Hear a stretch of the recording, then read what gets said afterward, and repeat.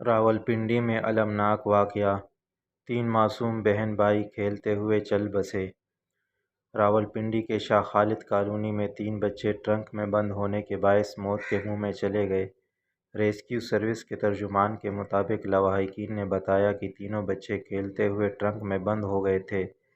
ترجمان کے مطابق ریسکیو اہلکاروں نے CPR کرتے ہوئے تینوں بچوں کو اسپتال منتقل کیا، تاہم وہ جاں بحق نہ ہو سکے۔ ترجمان نے بتایا کہ مرنے والے بچوں میں 2 لڑکیاں اور 1 لڑکا ہے۔ موت کے منہ میں جانے والے بچوں میں 2 سالہ ذوحان، 6 سالہ سائرہ اور 7 سالہ فاریہ شامل ہیں۔ ترجمان ریسکیو کے مطابق تینوں بچے حقیقی بہن بھائی ہیں۔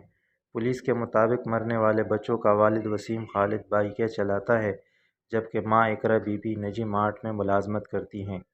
بچوں کے ماموں محمد احسان نے بتایا کہ والدین بچوں کی لاشیں لے کر آبائی علاقے چکوال روانہ ہو گئے ہیں۔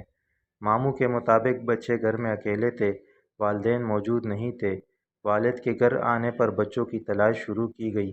ماموں کے مطابق تلاش کرنے پر بچے آٹے کی خالی پیٹی سے ملے۔